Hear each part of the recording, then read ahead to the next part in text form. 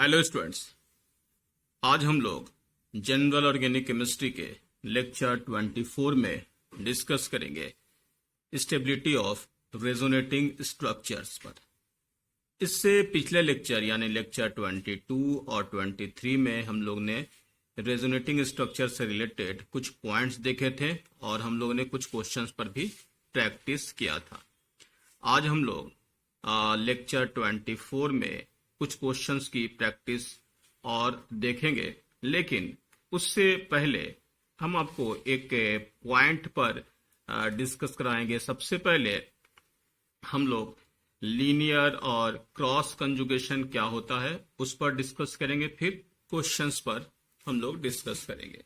तो देखिएगा, linear conjugation, the atom in the conjugated system are in linear arrangement. जैसे मैंने ये आपको अरेंजमेंट दिखाया है, ये कंजुगेटेड सिस्टम है, तो इसमें इलेक्ट्रॉन का मूवमेंट ऐसे होगा, चाहे इधर भी कर सकते हैं, वो तो दोनों तरफ फ्री है। तो ऐसे कुछ एग्जाम्पल हम लोगों ने जो कंजुगेटेड सिस्टम है ये पहले भी देख लिए। मेनली हम आपको क्रॉस कंजुगेशन दिखा रहे हैं। क्रॉस कंजुगेशन क्या है? In a cross conjugated compound 3 groups are present, 2 of which are not conjugated with each other, although each is conjugated with the third।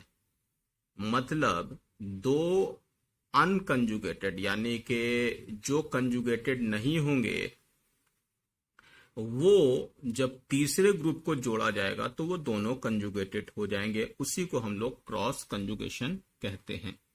तो इनको सबसे पहले इस वाले एग्जाम्पल में देखते हैं। ये देखो, ये ऐसे बना दिया, ये यहां और ये यहां। सबसे पहले वो जो बोल रहे थे कि 3 groups are present, 2 of which are not conjugated, यही है। अगर हम आपसे पूछें तो क्या ये कंजुगेटेड है, तो बीच में तो सिंगल बॉन्ड आ गया यहां पर, तो ये तो कंजुगेटेड होगा नहीं, अल्टरनेट डबल सिंगल होना चाहिए। तो उस केस में अगर हम आपसे पूछें कि ये वाला जो पार्ट है यानी कि फर्स्ट वाला, अगर हम इसको कहते हैं ए और ये वाला जो है बी, ए और बी कंजुगेटेड नहीं है। अब इसी में अगर हम लोग यहां पर नेक्स्ट ग्रुप, ये देखिए जो ऊपर है ये मैंने जोड़ दिया, नेक्स्ट सी, ये क्या जोड़ दिया? सी। अब जब ये सी जोड़ दिया है, ये जो ऊपर स्ट्रक्चर बना, उस सी के अकॉर्डिंग तो आप यहां पर देख रहे थे कि ए कंजुगेटेड विथ सी, तो यहां हम लोग अगर कहेंगे कि ए और सी जो होगा वो क्या होगा? ए सी कंजुगेटेड है यानी ए सी, और बी के साथ सी भी कंजुगेटेड है, और A and B not conjugated.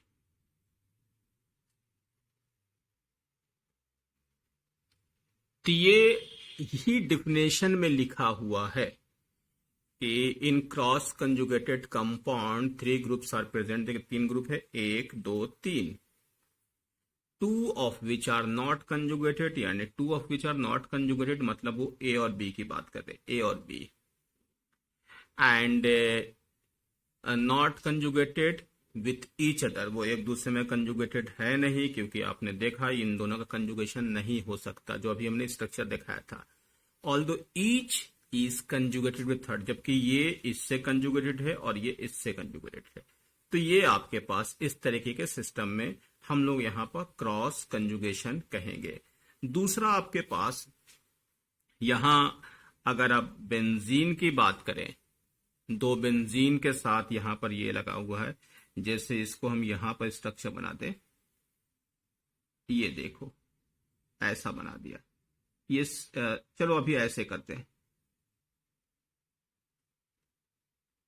अगर यहां पर 4 बॉन्ड इसके पूरे हैं, ठीक है, इस वाले फॉर्म में कुछ नहीं है अभी, तो ये इसके कंजुगेशन में नहीं है। ये दोनों ऑलरेडी आपने कहा कि ये दो ग्रुप हैं जो कि एक दूसरे के साथ कंजुगेशन में नहीं है, लेकिन जैसे ही यहां पर मैंने CO ग्रुप लगा दिया, अब देखिए ये इस तरीके से कंजुगेटेड हो जाएगा एक बार। दूसरी बार ऐसा भी हो सकता है कि ये ऐसे भी कंजुगेटेड हो। ध्यान रखिएगा एट ए टाइम चाहे ये वाला कंजुगेटेड होगा या ये वाला होगा, दोनों एक साथ नहीं होंगे, इसीलिए इसको क्रॉस कंजुगेशन कर रहे हैं। क्रॉस का मतलब ये इस तरफ जा रहा है और ये इस तरफ जा रहा है, तो दोनों एक दूसरे को क्रॉस कर रहा है, दोनों एक दूसरे को कैंसिल आउट कर रहा है। तो इस केस में क्रॉस कंजुगेशन पहचानने का तरीका आपको मैंने बता दिया कि जब दो ग्रुप लगाओगे, वो जो थर्ड ग्रुप होगा उससे कंजुगेटेड जो होगा वो ये और ये अलग अलग होगा, लेकिन सारे एक साथ नहीं होंगे।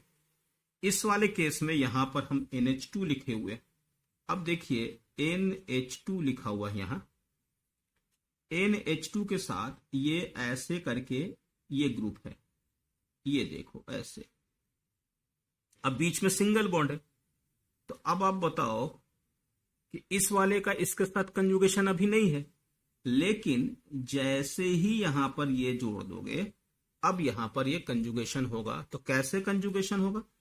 या तो ये इस तरफ जाएगा,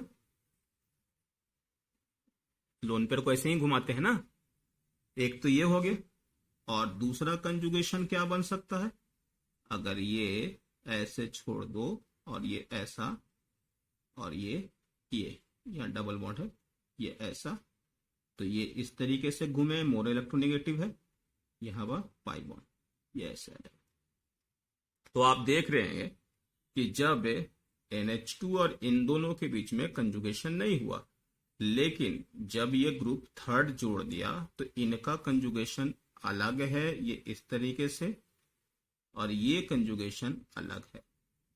तो इसी को वो क्रॉस कंजुगेशन कह रहा है। तो क्रॉस कंजुगेशन आप समझ चुके होंगे, ऐसे कंजुगेशन जिसमें दो ग्रुप आपको यहां पर दिया जाता है, 3 ग्रुप होते हैं जिसमें 2 ग्रुप जो आपके पास अवेलेबल होते हैं वो उन दोनों का जो है कंजुगेशन नहीं हो, लेकिन थर्ड ग्रुप का कंजुगेशन दोनों के साथ होता है, जैसा मैंने इस एग्जांपल में दिखाया। अब इसके आप यहां पर क्वेश्चंस देख लें, देखिएगा, जैसे ये वाला फर्स्ट वाला फॉर्म है, इनके अकॉर्डिंग आपसे पूछा जाए कि इनमें अब मुझे स्टेबिलिटी बतानी। ये देखिए, ये इधर गया, ये इस तरफ और ये इस तरफ। इस कंजुगेटेड सिस्टम में यहां से शुरू होकर यहां तक चला, ये लीनियर कंजुगेशन है।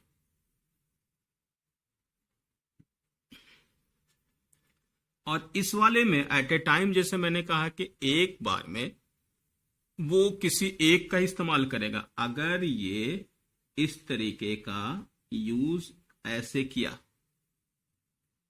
ठीक है, या इसी के एग्जाम्पल में ये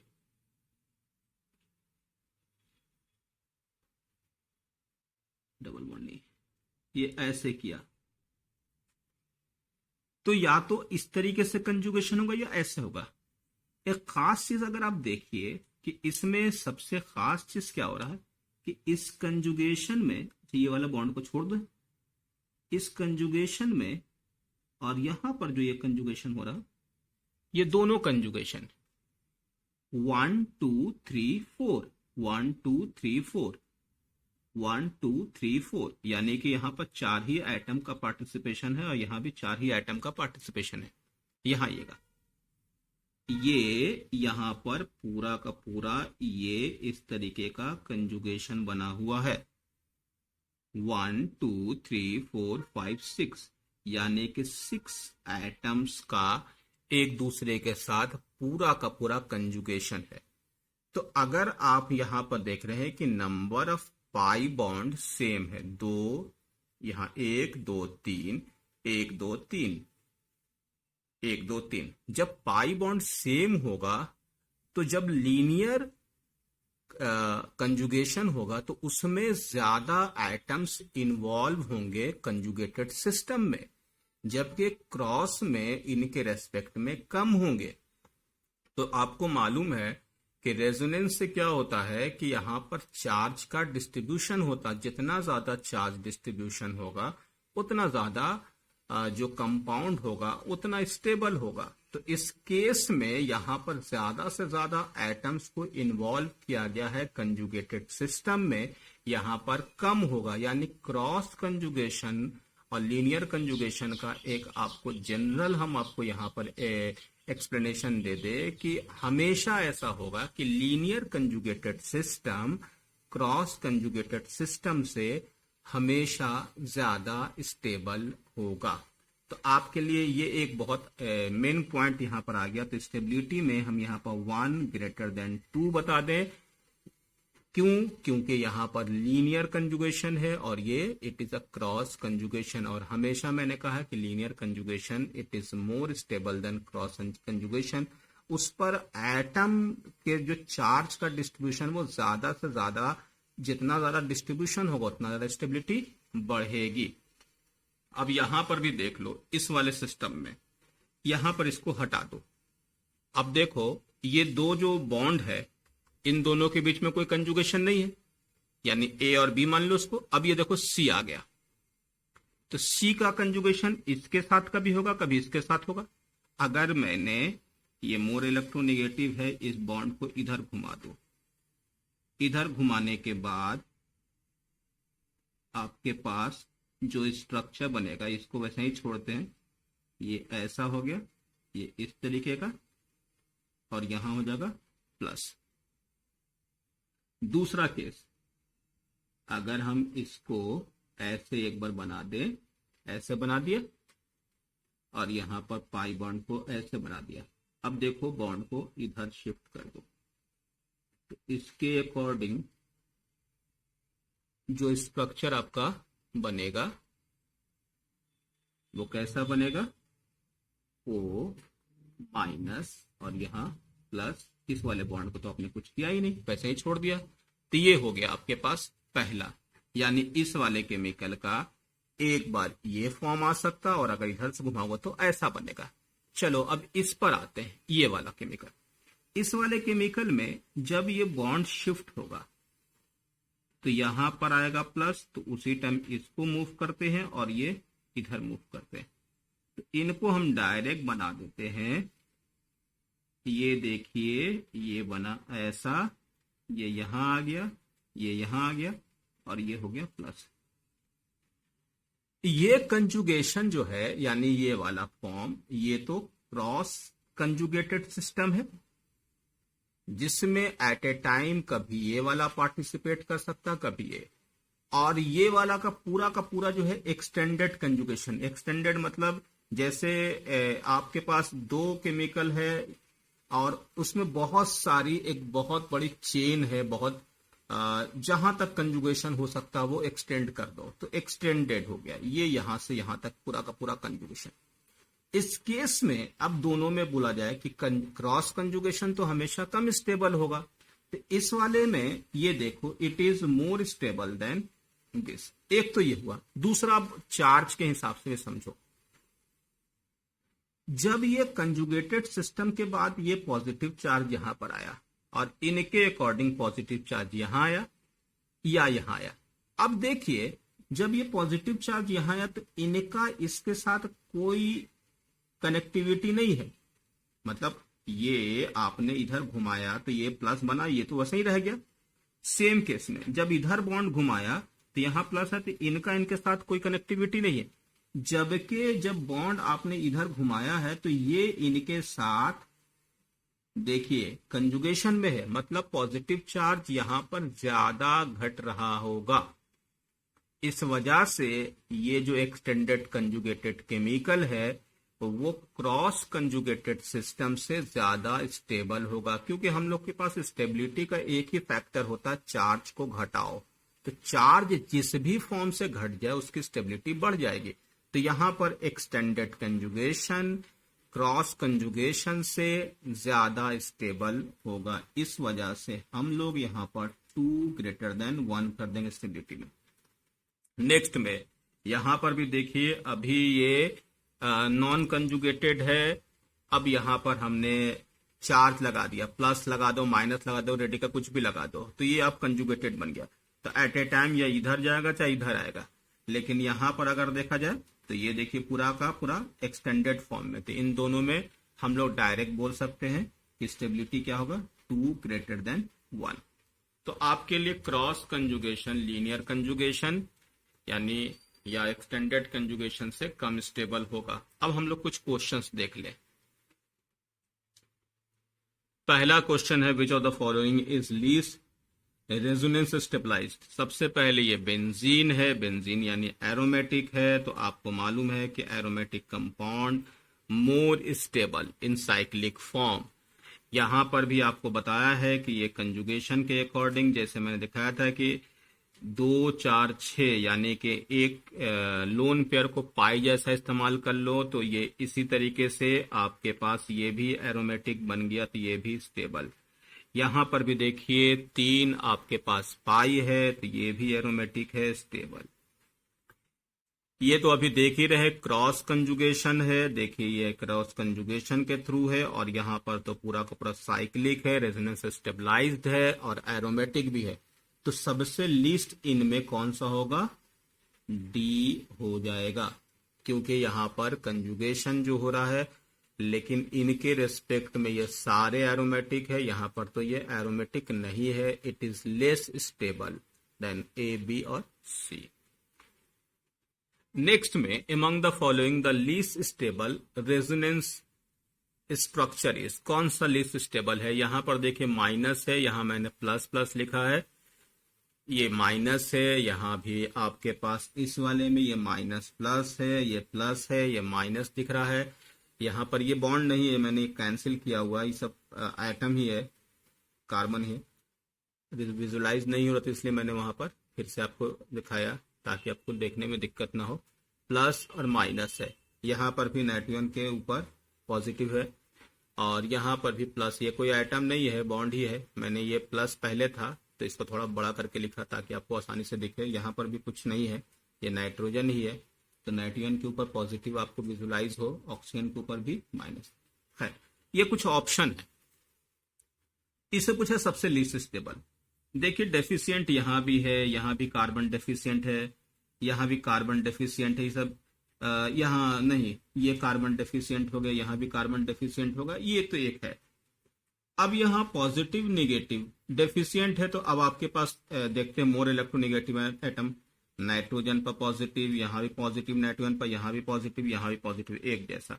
ऑक्सीजन पर माइनस, ऑक्सीजन पर माइनस, ऑक्सीजन पर माइनस, यहां भी एक जैसा। अब क्या देखें, सब में अनस्टेबल केमिकल पॉजिटिव है, सबके ऑक्टेट कम है, इन सारे इसमें इलेक्ट्रोनेगेटिव आइटम पर पॉजिटिव सब जगह है, माइनस भी सब जगह है। तो अब आप देख सकते हैं कि नाइट्रोजन ऑक्सीजन के तो ऑक्टेट पूरे हैं, और एटम के अकॉर्डिंग यहां पर भी आपके पास पॉजिटिव नेगेटिव। अब देखिए चार्ज को देख लीजिए, इस वाले केस में प्लस माइनस ठीक है, नजदीक है, ये भी नजदीक है। यहां पर देखिए प्लस माइनस ठीक ठाक है, नजदीक है, यहां भी प्लस माइनस नजदीक है, यहां भी प्लस माइनस है और माइनस प्लस है, यहां प्लस माइनस है, यहां भी देखिए प्लस माइनस है, यहां माइनस प्लस और ये प्लस प्लस है। ये देखिएगा, दो सेम पॉजिटिव चार्ज या नेगेटिव चार्ज एक दूसरे के करीब नहीं होने चाहिए, जैसा हम लोग ने इससे पहले रूल में पढ़ा है। तो उस केस में सबसे लीस्ट स्टेबल, क्योंकि आपने कहा कि लाइक चार्ज यानी कि एक जैसे चार्ज वाले केमिकल को दूर रखना होगा, तो उसमें सबसे एक जैसे चार्ज को उसने पास रखा। जैसे कहा ना, प्लस माइनस नजदीक होने चाहिए, माइनस माइनस या प्लस प्लस दूर होने चाहिए। तो यहां पर करेक्ट ऑप्शन हो गया ए। नेक्स्ट में आइएगा, 1,3-ब्यूटाडाइन, 1-मिथॉक्सी और 1,3-ब्यूटाडाइन केमिकल है। इनका आपको जाके यहां पर बोला इसमें सबसे कम स्टेबल कौन है। चलो ठीक है, ये हो गया CH2 double bond CH double bond CH2। अगर इसको मान लेते 1 2 3 4, ठीक है। अब इस वाले केमिकल में यहां उसने लिखा 1 मिथॉक्सी, यानी कि इस जगह पर होगा तो एक एच हटा दो, OMe जोड़ दो, ये हो गया 1 मिथॉक्सी 1,3 ब्यूटाडाइन, ठीक है, 1 और 3 पर। अब इसी का रेजोनेटिंग स्ट्रक्चर बनाओ। उसमें सबसे पहले बोला कि लीस्ट स्टेबल कौन है। देखो इस वाले फॉर्म में हम लोग अगर स्ट्रक्चर वाइज देखें, यहां पर देखिएगा ये है इलेक्ट्रॉन डोनेटिंग ग्रुप, ये इस तरीके से बॉन्ड को शिफ्ट किया, ये यहां पर शिफ्ट हुआ तो ये यहां आ गया। तो उस केस में आपके पास इस वाले केमिकल के अकॉर्डिंग स्ट्रक्चर क्या आ जाएगा, चलो बना लेते हैं। MeO CH double bond CH2 minus, और यहां पर हो गया प्लस। सबके ऑक्टेट पूरे हैं, ये स्ट्रक्चर हो गया बी वाला। तो सबके ऑक्टेट पूरे हैं, स्टेबल है, ऑक्टेट कंप्लीट। और उसी स्ट्रक्चर में हम लोग अगर इसी को ऐसे देख लें, MEO CH double bond CH double bond CH2। दूसरा एक स्ट्रक्चर और भी है, ये इस तरीके का। तो चलो यहां पर बनाते हैं इसको, MEO प्लस CH माइनस, ये प्लस, डबल बॉन्ड को छोड़ दिया गया। ये वाला स्ट्रक्चर दिख रहा है आपको, ये हो गया D। इस वाले में भी सबके ऑक्टेट पूरे, ये काम खत्म। अब देखते हैं इन स्ट्रक्चर को कैसे बनाएं। तो चलो MEO CH2 ये है। इस वाले में देखिए ये डबल बॉन्ड यहीं पर है, ये बॉन्ड घूम गया। घूमने का मतलब ये इधर आ गया। जब इधर आ जाएगा तो इधर प्लस आएगा, इधर माइनस आएगा, तो ये डेफिशिएंट बन जाएगा। तो ये हो जाएगा ए ऑप्शन। दूसरे केस में MEO CH double bond CH2 है, ठीक। इस वाले स्ट्रक्चर में देखिए क्या है, ये इस तरफ बॉन्ड को घूमना चाहिए, जैसे मैंने घुमाया है, देखिए इधर घुमाना, ये इस तरीके से इसका दो स्ट्रक्चर बना। यहां पर देखिए अगर आपने बॉन्ड को इधर घुमा दिया इस तरफ, यानी जो कि यहां पर C में किया है, जैसे बॉन्ड को इधर घुमाओगे तो इस वाले में O की तरफ माइनस आ जाएगा और उधर में प्लस आ जाएगा। अब आप बताओ कि दो डेफिशिएंट है, C और A डेफिशिएंट है, तो कौन ज्यादा अनस्टेबल है? क्योंकि उसने क्वेश्चन में पूछा है कि इनमें बताइए कि लीस्ट स्टेबल कौन सा, दोनों में। तो आप देखिए कि दोनों में डेफिशिएंट पोजीशन है, यहां भी पॉजिटिव है, यहां भी पॉजिटिव है, लेकिन इस वाले में लोन पेयर है। जैसे मैंने कहा कि लोन पेयर को माइनस जैसा ट्रीट, तो माइनस माइनस हाईली अनस्टेबल, और माइनस माइनस क्या होगा, ये तो यहां पर कंजुगेशन में आ भी जाएगा। तो यानी कि C वाले हाईली अनस्टेबल है, माइनस माइनस के बीच में रिपल्शन होगा, उस रिपल्शन की वजह से यहां पर इनकी स्टेबिलिटी कम हो जाएगी, यानी कि इन सारे रेजोनेटिंग स्ट्रक्चर में C जो होगा हाईली अनस्टेबल यानी लीस्ट स्टेबल हो जाएगा। नेक्स्ट क्वेश्चन पर हम लोग आते हैं। पैरा नाइट्रोफेनॉक्साइड का यहाँ पर कुछ स्ट्रक्चर दिया हुआ है और उसमें पूछा है कि इनमें से कौन सा नहीं बनेगा रेजोनेंस के अकॉर्डिंग। तो सबका स्ट्रक्चर बनाने की जरूरत नहीं है, हम आपको एक चीज दिखा दें कि पैरा नाइट्रोफेनॉक्साइड में आपके पास जो स्ट्रक्चर है इसमें प्लस माइनस है, यहां पर ये न्यूट्रल है, लेकिन इस चीजों पर ध्यान दीजिएगा। नाइट्रोजन का 1 2 3 4 5 बॉन्ड है, 5 बॉन्ड सेकंड पीरियड में पॉसिबल नहीं होगा। और रेजोनेंस में हम लोग ऑक्टेट के हिसाब से चलते हैं, क्योंकि सेकंड पीरियड वाले केमिकल में 5 बॉन्ड के चांस नहीं है, तो ये ऑक्टेट रूल के हिसाब से नहीं है, तो इसका तो चांस ही नहीं है कि रेजोनेंस के थ्रू नाइट्रोफेनॉक्साइड का रेजोनेटिंग स्ट्रक्चर ये तो पॉसिबल ही नहीं होगा, यानी कि बी ऑप्शन इसके हम लोग यहां पर ले लेंगे।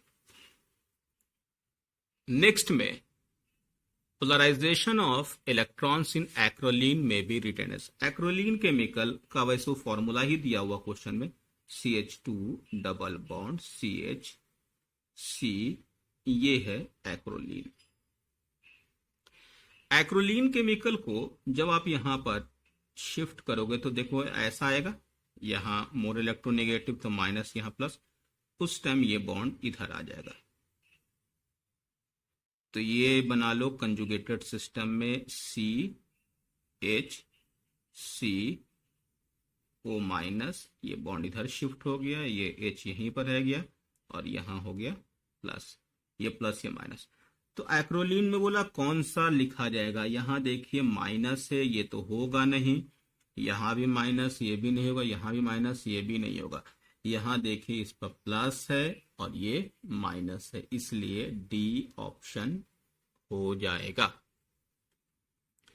नेक्स्ट क्वेश्चन में विच of the following is not a pair of resonating structure, कौन सा नहीं है। चलो पहले देखते हैं, ये इस बॉन्ड को इधर घुमा दो तो यहां पर आ जाएगा प्लस, ये न्यूट्रलाइज हो कैसा, यानी कि ए वाला ऑप्शन रेजोनेटिंग स्ट्रक्चर है, ये सही है। इस वाले बॉन्ड को यहां पर घुमा दो ऐसे करके, तो जैसे घुमाओगे तो यहां पर आ जाएगा CH3, तो अपनी जगह पर CO, यहां पर माइनस आ जाएगा, यानी कि सी ऑप्शन भी ठीक है। डी वाले ऑप्शन में ये पॉजिटिव चार्ज है, इसको इधर घुमा दो तो ये ऐसा आ जाएगा, यानी कि डी ऑप्शन भी करेक्ट है। इस वाले फॉर्म में CH3 CH double bond CH3 CH2, यहां पर देखिएगा कि एटम यहां पर CH3 है और यहां पर CH2 है। एटम की शिफ्टिंग रेजोनेंस में नहीं होता है, सिर्फ इलेक्ट्रॉन का कंजुगेशन होता है, तो ये रेजोनेंस का पार्ट नहीं है, तो ये पेयर बन ही नहीं सकता है रेजोनेंस के थ्रू, इसलिए यहां पर बी ऑप्शन करेक्ट हो जाएगा। तो आज के लेक्चर में इतना ही। हम लोग इसके बाद वाले लेक्चर में डिस्कस करेंगे एसिडिक और बेसिक नेचर, यानी कि इसके बाद वाले में रेजोनेंस के अकॉर्डिंग हम लोग बेंजीन रिंग पर अटैच कोई केमिकल के, यानी बेंजोइक एसिड, फिनॉल या नाइट्रो, ऐसे बहुत सारे जो कंपाउंड है उन सब के एसिडिक और बेसिक नेचर पर डिस्कस करेंगे। ठीक है, ओके, थैंक यू।